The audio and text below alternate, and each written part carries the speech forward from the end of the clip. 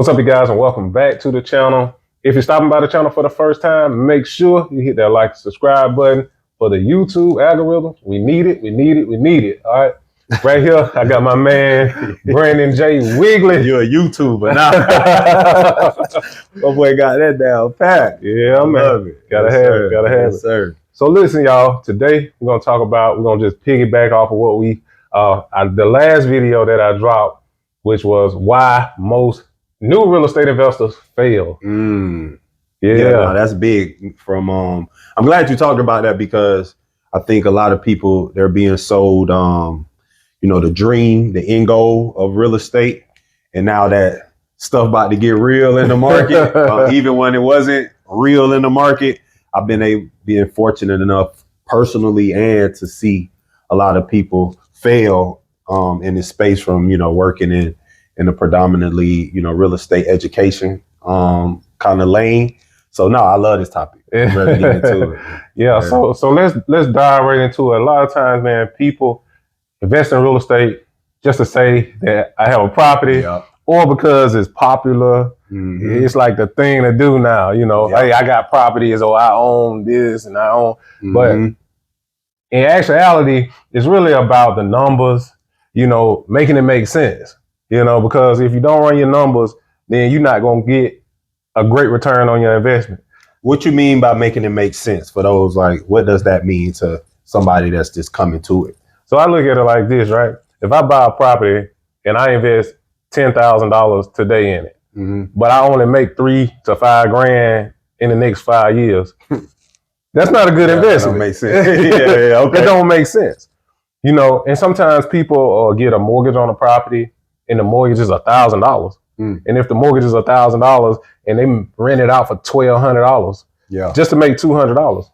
If an AC unit goes out, then you're coming out your own pocket. That's it. Now you diving into your profit. Well, you diving into your pockets at that point because if you got to get an AC unit gonna run you about $8,000 to $10,000. Got you. What about the people that say, hey, you just buy it not for the cash flow, but for the appreciation of it? Do you think that's why some people fail? Well, I think so too, because a lot of times people are looking at the fact that if this property, goes up in value, but what if it don't? That's real. That's real. What if it don't goes up and you stuck holding up and you sitting there holding the bag? Now you out there, you caught with your pants down. You don't want to get caught with your pants down out here with this real estate because one mistake can really cost you. By not knowing those numbers. Absolutely. You got to know the math. You got to know the math. You have to do the math. And so many times people go out here and they make the mistake of just buying the wrong property. Sometimes people are just, they see other people doing it and they just feel the need to, before it's like the fear of missing out. It's just like the same way with the stock market, or crypto. It's the same concept. It's the fear of missing out. A lot of times people fear of missing out will drive them to actually make a bad decision. To play devil's advocate, do you think it's better to just take action and then not do nothing, or just wait until I got to know all the information, so what's your thought on that then? Well, here's the thing, sometimes people can't afford to, some people can't afford to make that mistake like absolutely, that. Because there's no breathing room to make that mistake. And so I think a lot of times you have to get educated. You have to get mentorship. You can't do this stuff alone. A lot of times people think that they can do it alone, or I don't need no help, or you need some help. You need to get educated on what it is that you're investing in, because we see it so often. People make bad decisions and then somebody else is going to come up off of your bad decision. That's a great point. Elaborate on that when you say somebody else going to come up. That's a key point. Yeah, somebody like me, myself, who's educated who knows the game. I know the game, and then you done went in, you done started a project, you sunk money into the project, but then you can't complete the project. So when you say you take event, then now you come by what they started and finish it off with your numbers that you've already calculated. Correct. and you done sold it to me at a discounted rate. So to go into the mistake, what was that first mistake they made? Not, as you said, just to have a numbers to it. It would be not knowing your numbers off rip. Correct. But also a lot of people make mistakes with contractors. No, sometimes contractors will take your budget, rape your budget, and leave you holding the bag. It happens all too often in this real estate game. What are some ways to avoid that? Not get into real estate projects that I mean, hey, I tell people, listen, if it's your first go around, don't go into a project where you gotta do a full gut. If you see me out here doing fully renovation, that's because I'm experienced at what I'm doing. That's a good play. You actually invest in something that you can just paint, yourself. If all go bad, you can get in there with a roller and paint. Yeah, that makes sense. That makes sense, because if you're doing a full gut, that's stressful. Oh man, listen, you're gonna lose money. Now you talking, when you do a full gut, now you're talking about electrical, HVAC, plumbing. You got to get all three trades. So that's what a full gut is like. Yeah. Got you. Okay. Yeah. Hey, that's some information I ain't even know. No, I like that. Yeah. I like that. So how will one find a credible, contractor? What's some ways they should do that so they can avoid these mistakes, like you said? Yeah. Well, what I noticed about being in the game, a lot of contractors, the good contractors, they all busy. But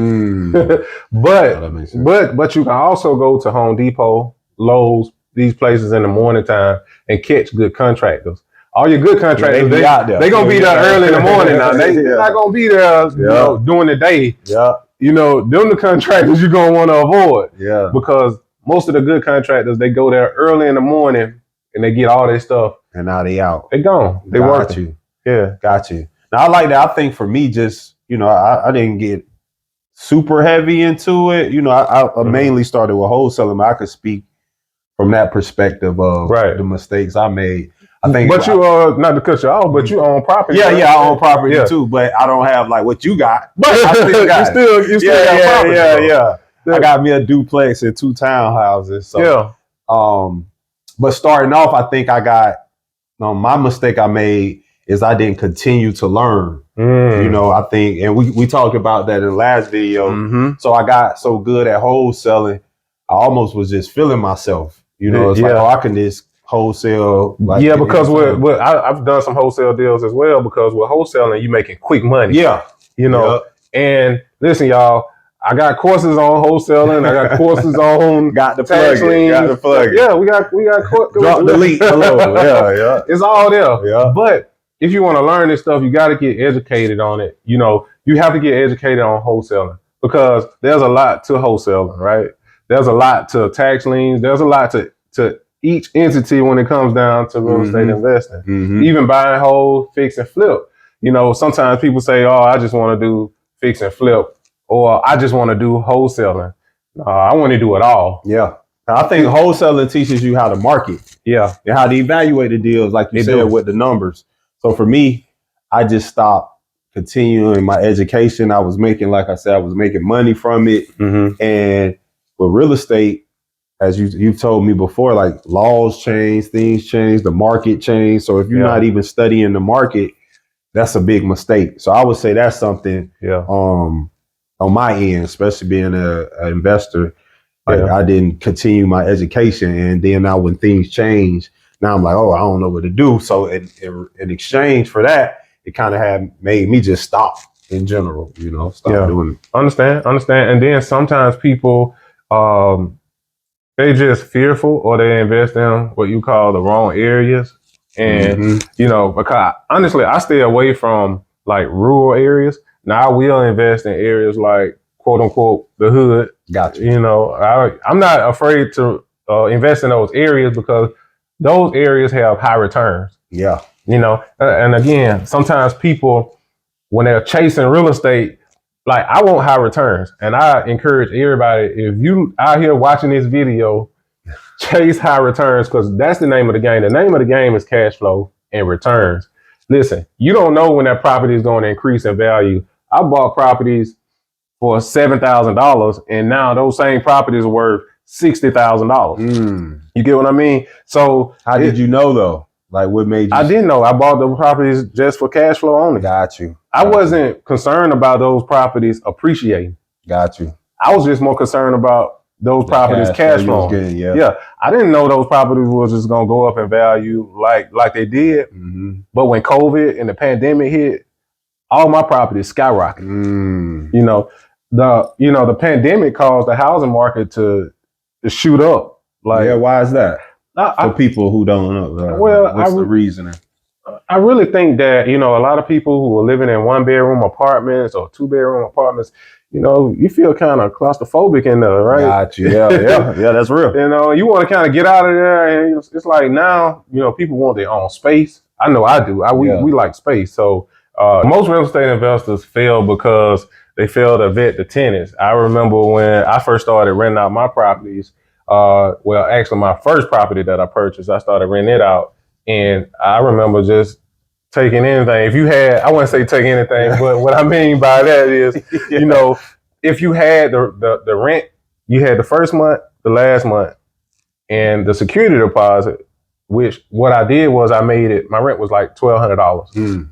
And I made it all $1,200. Got you. So it was 12, 12, 12. Yeah. So if you had that type of money to put down on the property, I felt like I didn't have to run your credit. Got you. And so I was doing the no credit situation, and I would just, take anybody that apply. But I learned over the years that I couldn't do that. And it taught me a lesson. How did you learn that? Like, was it from a mentor, like you said? Was it somebody wasn't paying their rent? You had to evict somebody. Like, how did you learn in that process? Yeah, that's the process. Learning, like, having to evict people. Yeah. People taking advantage of you, trying to, taking your kindness for weakness. Got you. And so, again, you learn from your mistakes. And then, when you learn from your mistakes, you put different strategies in place and systems in place where you don't have to go through eviction process, or you don't have that problem. Got you. Yeah. So, all right. So, boom. Somebody, they got a property. They did everything right. Yeah. Right? So they listening to this. They avoided the mistakes. They got the numbers. Yeah. They got a mentor. They got their tenants in now. So what's the next step after that? Like what? So now it's smooth. They've been renting their property out for 2 months. Like what are some things they can avoid while the tenants are in here now?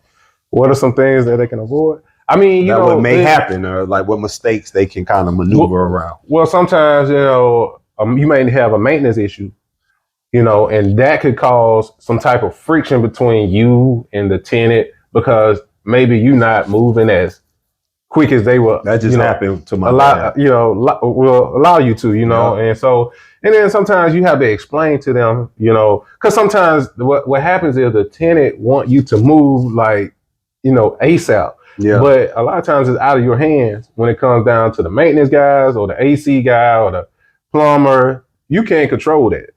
Is it out of your hands? To play devil's advocate again. Is it because I like to be a little go against the grain? It's all right.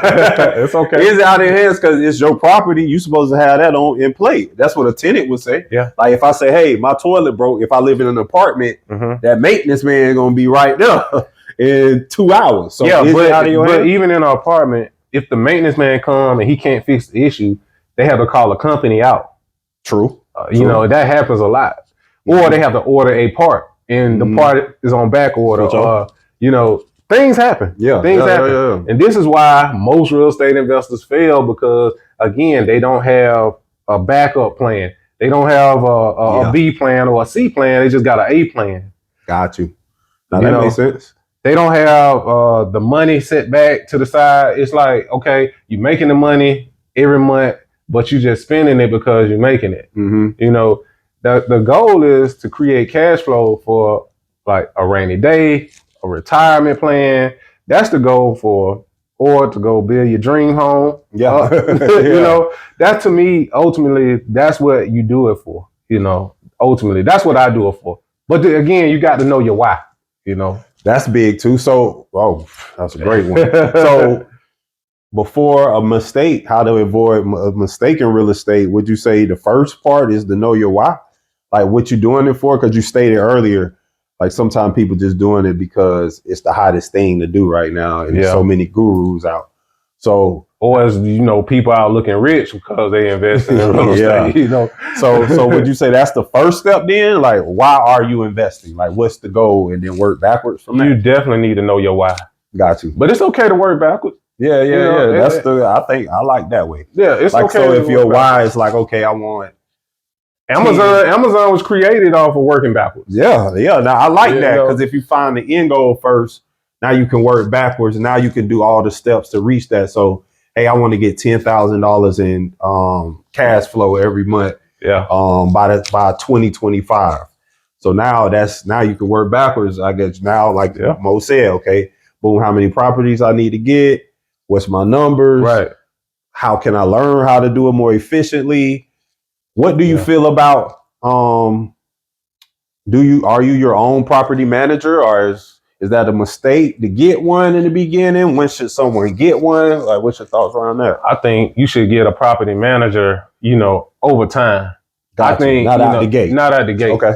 I think you should create your own separate company, manage your own properties, and then after a while of knowing your properties, knowing what, you know, having that familiarity with your properties, to me, is key. I need to know what's going on with my properties before I release them over to a property manager who may and may not even ride by my property. Got you. Thank you guys for tuning in to the channel. Don't forget to like and subscribe to the channel. My man B Wig had to run, but we're going to end it right here. And we're going to tap back in with you guys on next week. So y'all stay tuned. Drop anything in the comments if you want more content. All right. Peace out.